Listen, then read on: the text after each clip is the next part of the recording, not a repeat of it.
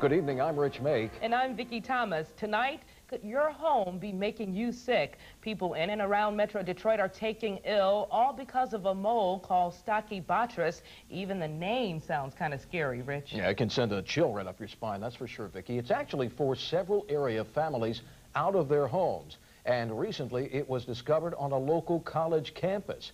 How would you know if Stachybotrys had settled into your home? 62 CBS has the in-depth story.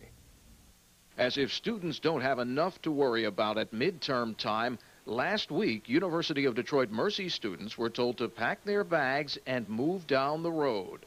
A new neighbor had moved into their North Quad residence hall, and it wasn't a welcome one.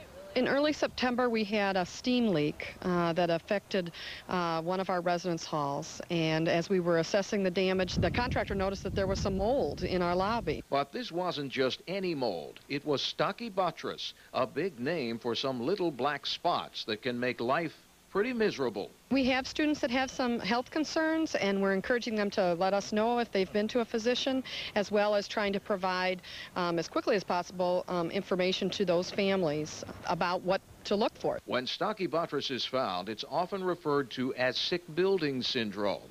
But it's not just the building that's sick, it's the people who spend time there. Sick building syndrome has been a term that's been applied to, traditionally to commercial buildings where a large percentage, 10% or more of the occupants, are experiencing symptoms, but there's no definite illness that can be identified. But they're experiencing headaches, flu-like symptoms. But these days, Stachybotrys seems to be spreading, making its way into cozier quarters, private homes. One of the problems is our homes are built much tighter, and even in a new home now, we put in new windows, storm doors. We now are containing this. It's like living in a Ziploc bag, and everything that's being generated within the home is staying there. Recirculating inside, and in the case of Stachybotrys, producing microtoxins that can increase allergies, bring on asthma attacks, cause serious health problems, and in cases like the DeLeyvas, devastate families. I became totally congested. I couldn't sleep at night. I was on inhalers, decongestants, and it makes you very lethargic. I was always sleeping. But these weren't symptoms that gradually built. They began the moment the family moved into their new Bloomfield Hills home. The first and second day they stayed there, but I went back to our old house and slept because I said it smelled in there. Yeah, she left at 1:30 in the morning because she was getting ready to vomit, and she said, "I can't take this odor."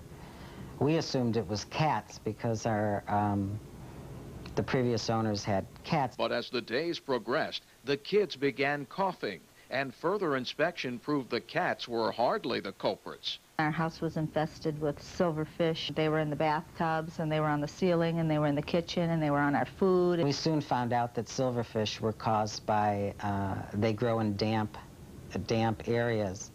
And our workmen that were in there who were preparing the walls for paint discovered that the walls were very, very wet. And with moisture often comes mold. Once the carpeting was pulled up, we found out that the water was penetrating through every window in the home and draining and resting on the subfloor. In between the padding of the carpet and the subfloor, there was water around the entire perimeter inside the home.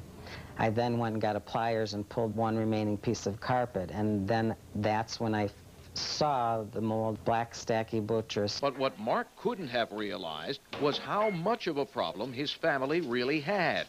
Within 81 days, the mold would infiltrate everything they ever owned. They were forced to abandon what was supposed to be their dream home. That day that we left, we had jeans and T-shirts, and we had to start purchasing our whole life over again. The most distressing is all those personal things that you lose, all the mementos, it infiltrates paper first, and it contaminates that the most. So the notes from the children, the cards, the Christmas decorations, their school happenings from when they were little, pictures, family photos. Psychologists have helped, and they explain it as a death. And they said, you have experienced a death, and it's going to take its course. You have got to get through it. And across town in Grosse Pointe, another local family is doing just that, getting through it. But for Philip and Roberta Schnepp, the repercussions continue to grow. It was our dream home. Yeah, it was nirvana. It was, you know, it was great. And then it turns out to be a death camp. You know, you say, well, at least we have our house. Well, we don't. We don't. After 16 months of living with constant sewage backups, which left their Northville home plagued with everything from E. coli to Stachybotrys, the last straw came one Sunday morning when Philip heard his young son screaming. I ran into his room, and his eyes were crusted over and crusted shut. He couldn't open his eyes, and he was saying, "Daddy, Daddy, I can't see." And that's when I told my wife, we're out of here tomorrow. But for the Schnepps, moving out hasn't been enough. While the children seem to be getting better, their own health is failing. Roberta is battling dizzy spells, and x-rays have shown scarring on her lungs. And Philip has found himself seeing doctors as he struggles with things that had always been simple. He asked me some simple things like, what is 100 minus 7? You know, 93. And then he asked me to take another 7 off of that. And I couldn't do it.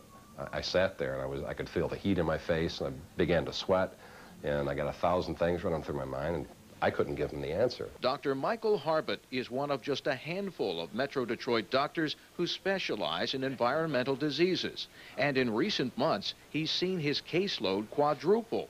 What are the warning signs he suggests we look for? I think the sorts of questions would be, am I not feeling like I used to? Is there more of a sinus problem than I would expect at this time of year or ever? Am I feeling more fuzzy in my thinking?